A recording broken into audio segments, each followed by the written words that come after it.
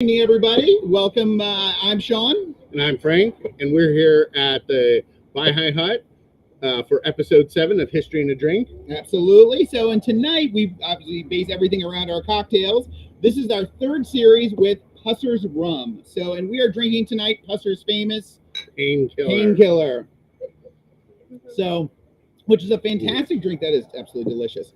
So, it's a fantastic drink. The Painkiller kind of everybody's talked about. It's actually one that's trademarked by Pusser. So to be a true painkiller, you have to use Pusser's rum with that. So the drink itself actually started back in the 1970s.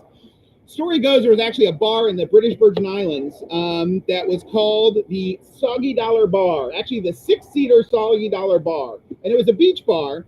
And why they called it the Soggy Dollar Bar was because you could only via boat and there was no dock.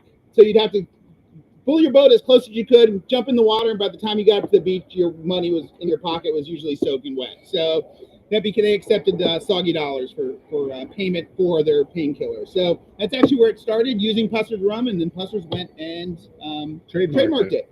So we take soggy dollars as well. We take soggy dollars as well also. So, yes. All right, so tonight's lesson for the painkiller is we're going to base it off of a little bit what we did last week. And last week we talked about clowns and the Ringling Brothers and Barnum and Bailey Circus. And for those of you who weren't here, those are absolutely Frank's most terrifying things. So he's not a clown guy. So no, not at all. So what I did is I went and I looked at, because my wife had always talked about there being a circus theme park here in Florida. Gotcha. And it was called Circus World. So I went on and I looked at that, and then down rabbit holes, and I found out there are tons and tons of former amusement parks here in Florida. Which, when everyone thinks Florida, they obviously think Disney World and Sea World and all parks that we have. But there were a lot that didn't make it. Yeah. And so 3 groupings as I was doing my research. So there were the ones that got shut of Disney. There were the ones that tried to make money because of Disney. Yeah. And then there were just some crazy ones. Yeah. So we'll end with those because they are hilarious in my opinion. So the ones that got shut down because of Disney, a lot of these started in the 50s and 60s in that post-war era. Yeah. And the 2 that I want to talk about tonight is one, it was on the East Coast called Pirate World.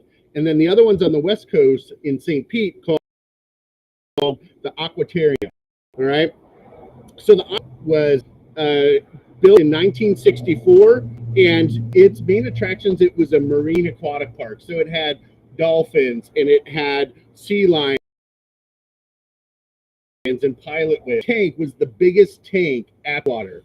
It was 100 feet in diameter, 25 feet deep, and it had like roughly about 1.2 million gallons of seawater in there. And when we think about that today, compared to these other, well, like the Georgia Aquarium and the other ones, yeah, they're tiny. Yeah. So they touted themselves as the world's largest or the world's greatest marine show, and their biggest character was Floppy the dolphin. All right.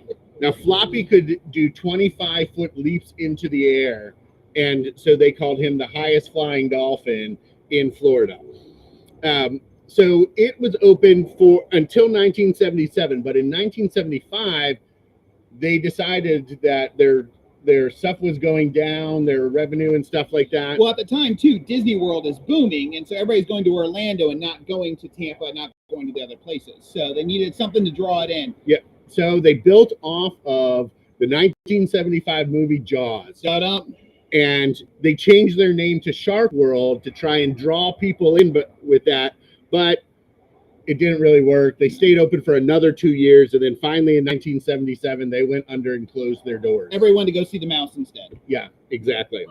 And so the other one is called Pirates World, and Pirates World started in 1967, right? And what was interesting about them is most of their rides and stuff came from other parks around the country or from other events. So their most famous one was called the Crow's Nest.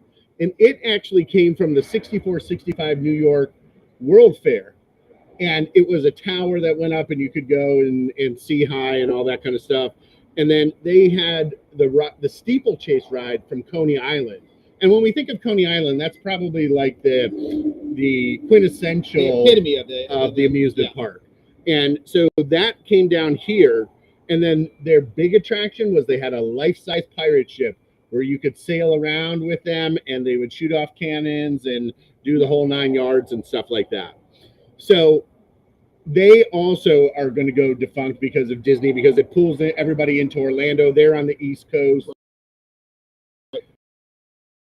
People Avenue with have a different revenue stream. Yeah, and so they started doing rock concerts. And so here's just a few of the bands, all right? There was a lot more, but they had like Led Zeppelin in 1969. They had the Grateful Dead in 1970. They had Black Sabbath in 71. They had David Bowie was the biggest one in 1972. They had Alice Cooper and the Beach Boys. That is an interesting combination in 1973. And that's the year that they got shut down because they had very poor crowd control, and almost every concert turned into chaos. Just a melee of things, which outside of the Beach Boys, it would seem like a pretty rough grouping there. Well, I don't know. The Grateful Dead probably was really mellow. So these two groups, we call them, they left because of death by Walt Disney World. Yeah. All right. Just couldn't keep up with the big mouse. Yeah. So then we have the ones that started up because of the house. That's the big one is Circus World. It's in Haines City, which is just a little bit down the road, going west on I-4. And it was started by the Ringling Brothers and Barnum and Bailey Circus, which we talked about last week. Yep. And unfortunately for them, it just never took off for Ringling Brothers, so they sold it, and it's actually going to change hands multiple times. And it is going to peak in 1979. Its highest year of attendance was 1.3 million people that year, and they're banking on the ability that they're hoping that the people going to Disney World, the people think that basically keep on going to other theme parks in the area and coming to them. Right, get bought by Harbor Brace, Hardcore, and they are actually a book company, but they owned SeaWorld at the time, Circus World, and Cypress Gardens. And we're going to talk about Cypress Gardens in a little bit. Yeah. But so they had those three, and besides Disney having the Magic Kingdom and Epcot, this group had all three of them, and you could buy a ticket that got you a 3-day pass that you could go to each park for a day. Which is now commonplace for the theme parks to do. So they were the ones to really start that. Yeah, exactly, which is a really kind of interesting thing. Right. So at Circus World, though, it had this massive building that looked just like a tent. It was like 27,000 square feet. And in it, it had an IMAX theater. Inside the tent. Inside the tent. And when you think about it, IMAX theaters, that's like state-of-the-art technology at the time. So they had the IMAX theater, and they had a regular theater in there. They had an arena that's seated 1,000 people, and they would do a circus every day. And so you could always go and see the circus there, all right? Then they had some classic wooden roller coasters. They had shows, but I think the one that would draw people is they had an interactive experience where you could be the tightrope walker or the trapeze artist, and they would give lessons basically on how to do it. Yeah. Now, do they have anything with clowns? Yeah. So, and this is a really poor name in my opinion, because it is not the Wonderful World of Clowns. All right, it's the scary ass world of clowns. So that's all that you could go, and I think they would let you paint your face kind of stuff, which just sounds like a nightmare to me. They had a midway area, and they had flame eaters, and had be a circus star, and where you could get dressed up in the different things and take the old pictures and all that kind of stuff. And then the midway games. So, you know, that. So you got the whole experience of a carnival / circus. Right. And so they were able to stay open until 1986. They did not make a profit, though, until 1980. So they're running on deficit for 6 years. Yeah. And that's why they're changing hands so much. And eventually they just, in 1986, they closed shop. Now, they closed shop, but they turned into something else. Yeah. So, because I remember growing up in Florida, driving by, remembering Circus World and remembering that piece, but remembering it changing hands and becoming baseball. Yep. So, and they really capitalize on the spring training aspect here in Florida. And so they're going to be open for only 3 years, though, from 1987 to 1990. They got rid of the petting zoo, Yep. which makes sense for a baseball thing. Exactly. They built a stadium, though.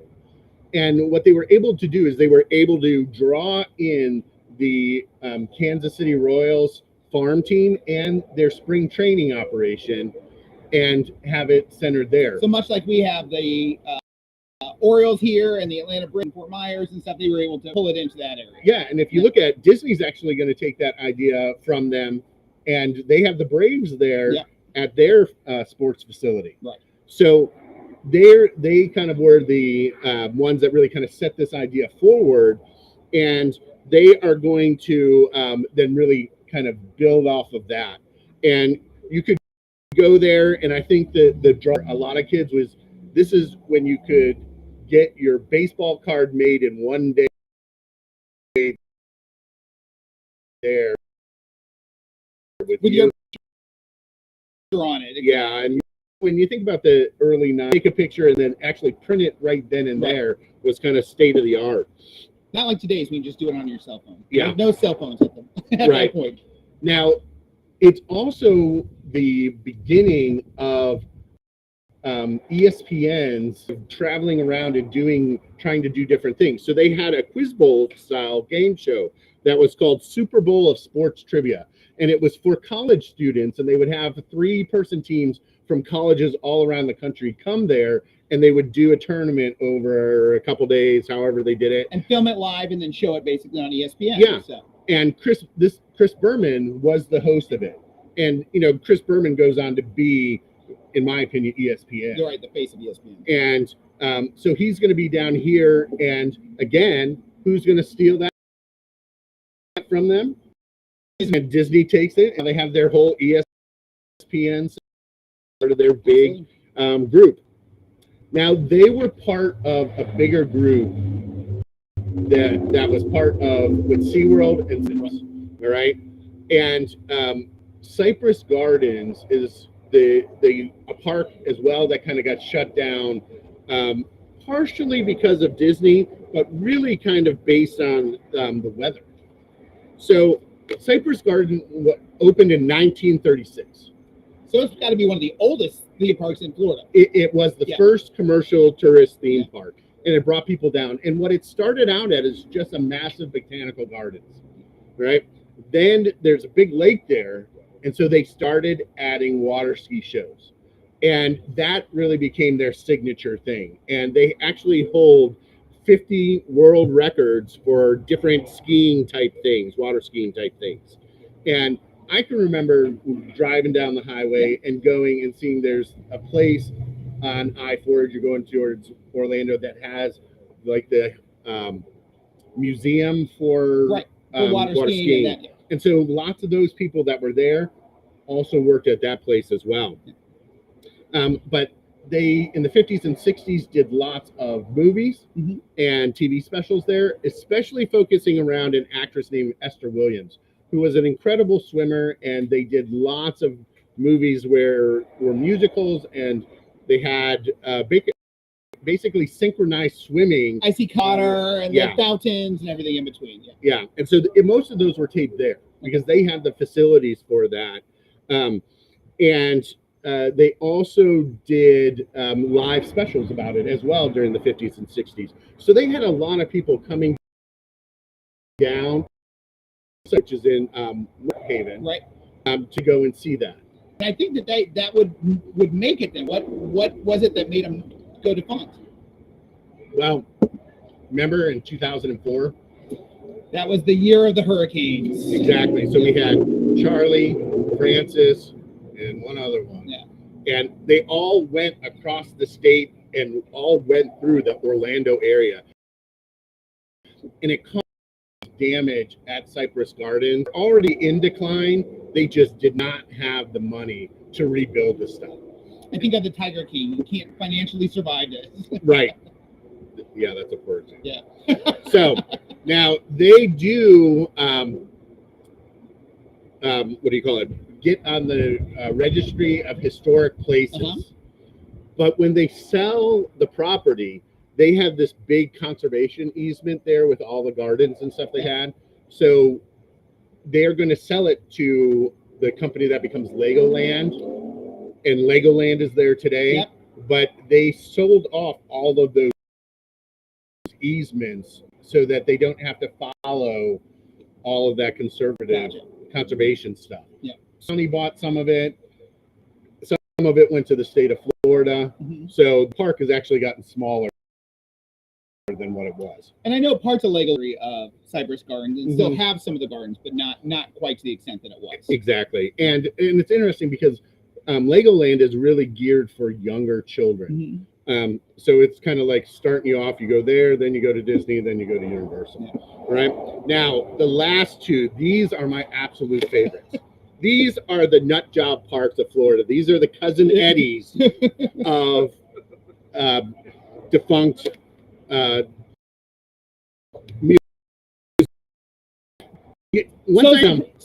so surprising that they didn't survive. Yeah, you're gonna know right from the start why. Okay, so my favorite one is called Dinosaur Adventureland, and it opened in Pensacola, Florida, in 2001. So fairly recent, the last 20 years. Exactly, So, okay. And it was started by a guy named Kent Hovind. Right, himself as a Christian fundamentalist and tax protester. All right. And the slogan or the catchphrase for the park was "Where dinosaurs and the Bible meet." Okay. Perfect, okay. So all of their rides were tied to religious messages.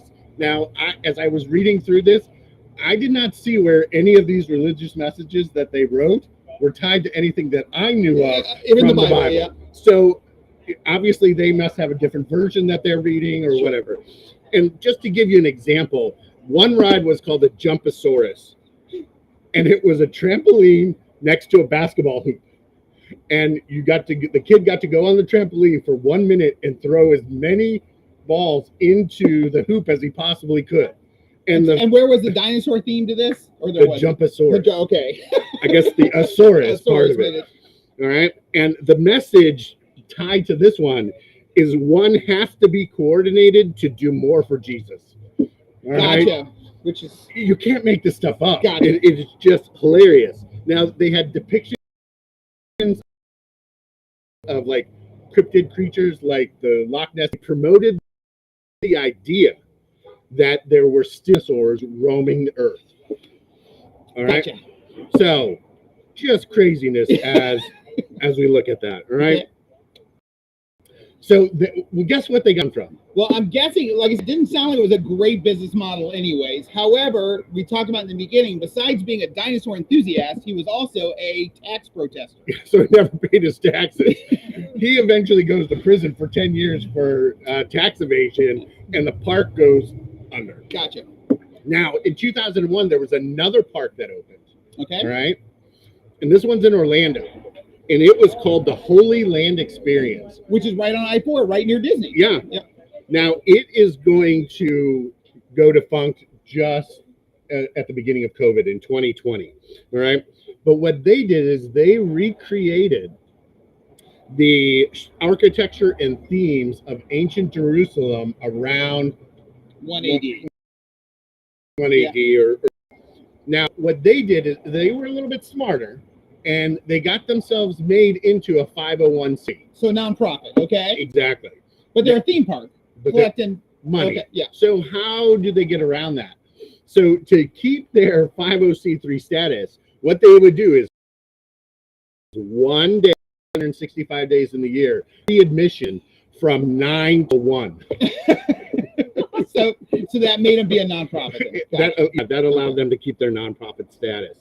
Now, what was interesting about this is they actually had a really vast collection of texts from ancient times, going back to the 0 AD or whatever you want to call it.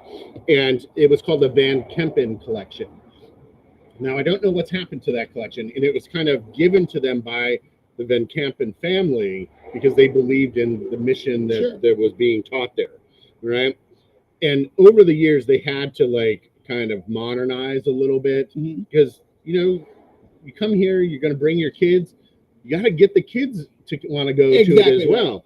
And walking around and just looking at architecture and that kind of stuff just wasn't super exciting. Yeah. So my favorite part of it is it was called the Smile of a Child Adventureland. All right.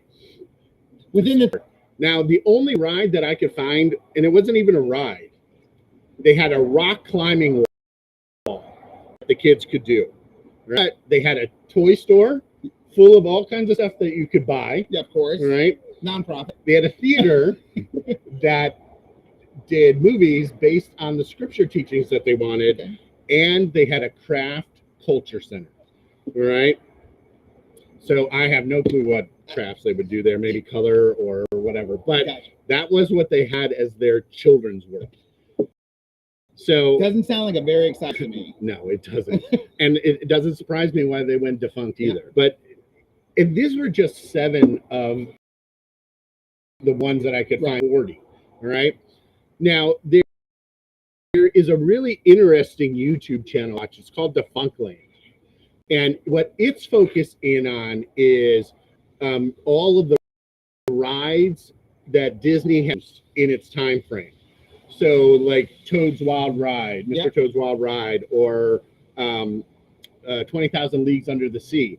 And actually what they're in the process of doing is working with graphic designers and stuff to create a 3D adventure where you can go and ride the ride as it used to be. So Defunctland kind of goes off of this idea, but it focuses on Disney. Mm-hmm. But you can go and read tons about these other places. Just to give you a couple other ones that I didn't have time to look at was Marco Polo Park. Okay. All right. Splendid China. Yep. So our 2 Asian themed ones. Then the Miracle Strip Amusement Park, which was all about, I guess, go-karts and stuff. Okay. All right. And so there was just tons of them. Those are the ones that. So go and look at these. You probably can drive past some of them still today. I'm sure Tim Dorsey in one of his books. Mm-hmm. So, that's what I've got. Excellent. So it was a great lesson for this week, talking about some of the defunct theme parks. Now, next week, we're going to actually be tying to, we've got a fun episode. We're going away from our rum drinks, and we're going to actually go to a gin drink that's here at the Baha'i Hut called the Saturn, which opens us up to another great history lesson of the Space Coast. Excellent. So we'll talk about that for next week. So thank everybody for tuning in on Webs, and thank you guys for coming out tonight and seeing live. We appreciate you. Those of you who are watching this, please go on and like our Facebook page, our Instagram page, write a review for the Baha'i Hut if you're here, so that we can get more recognized and charge more. Exactly. And when you guys come, if you get a chance, come on down to the Baha'i Hut on Monday nights and have a drink with us. We look forward to it. All right. Excellent. Have a great evening.